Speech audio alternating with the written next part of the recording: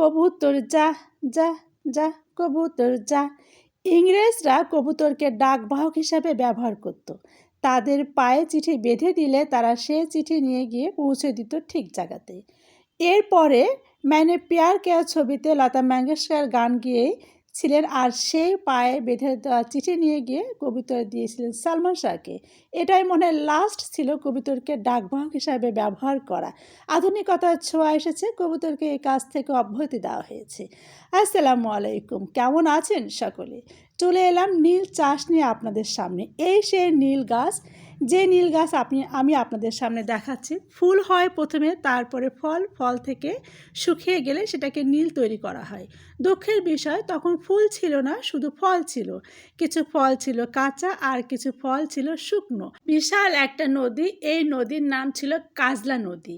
এই নদীটা ইংরেজদের প্রাসাদ থেকে একেবারে নদী পর্যন্ত সুন্দর করে বাঁধাই করা ছিল। জানি না এটা তারা বাণিজ্যিক কাজে ব্যবহার করত মনে হয়।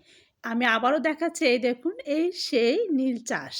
এই সেই নীল, যে নীল চাষ আমাদের দ্বারা ইংরেজরা করে নিত। তবে বর্তমানে এখন এই কাজটা টুকটাক চলছে কিছু এলাকাতে।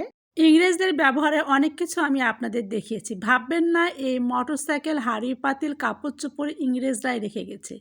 এগুলো যারা দেখাশোনা করেন তাদের ব্যবহারের জিনিস। আমি চেষ্টা করেছি আপনাদেরকে আমঝুপি নীলকুঠি দেখাবার।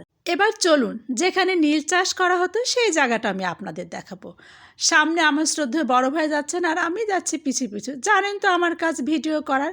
এলাকাতে প্রচুর সাপ ছিল, সেই সাপের নামকরণ, এই ফুলের নাম রাখা হয় নাক ফুল। ফুলটা বেশ সুন্দর ছিল, কিন্তু নামটা ছিল ভীষণ ভয়ঙ্কর একটা নাম। ওই যে দেখতে পাচ্ছেন দূরে, সেখানেই হতো নীল চাষ। সংস্কারের অভাবে নষ্ট হয়ে গেছে, মাটির নিচে দেবে গেছে। আর সবচেয়ে বড় কথা, আমরা বাঙালি, আমরা সব পারি। এখান থেকে একটু একটু করে ইট খুলে নিয়ে গেছে, বাগানের গাছগুলো কেটে কেটে নিয়ে গেছে। পুরোটা কর্তৃপক্ষের দৃষ্টি আকর্ষণ না থাকার কারণে এটা করতে সম্ভব হয়েছে। যদি কর্তৃপক্ষের দৃষ্টি আকর্ষণ থাকতো তাহলে কখনো এই কাজগুলো হতো না। আর এই যে দেখতে পাচ্ছেন, এখানে তারা খেলাধুলা করত। খেলাধুলা শেষ করার পর যখন তারা ক্লান্ত হয়ে যেত, ঠিক এইখানে এসে ওই যে দেখতে পাচ্ছেন ঘরটা, ওই ঘরটা ছিল হাওয়া ভবন।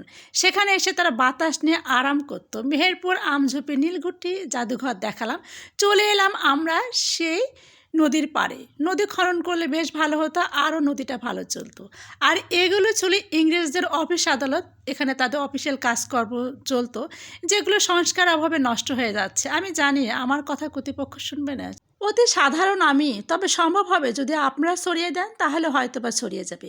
ঘরগুলো এত সুন্দর ছিল, এখনও মনে হচ্ছে সংস্কার করলে পরে যেন অনেক দিন টিকবে। এই যে দেখতে পাচ্ছেন লোহার র্যাক, এখানে তাদের অফিসিয়াল কাগজপত্র রাখা হতো। এগুলো যদি সংস্কার করা হতো তবে আমাদের প্রজন্ম দেখে যেতে পারত, পরের প্রজন্ম দেখে যেতে পারত। বরাবরই আপনারা বলেন, আপু আপনি শুধু লক্করঝক্কর ব্যবহার করেন। দেখেন, আমি কিন্তু এখন লক্করঝক্করে নেই, আমি গাড়ি ব্যবহার করছি, তাই পুরো গাড়িটা আপনাদেরকে দেখালাম। বরাবরই আমি লক্করঝক্করে যদিও বা পছন্দ করি, দেখালাম। আপনারা আবার কী ভাববেন সবসময় লক্করঝক্কর নিয়ে ঘুরে। ভালো থাকবেন, আল্লাহ হাফেজ।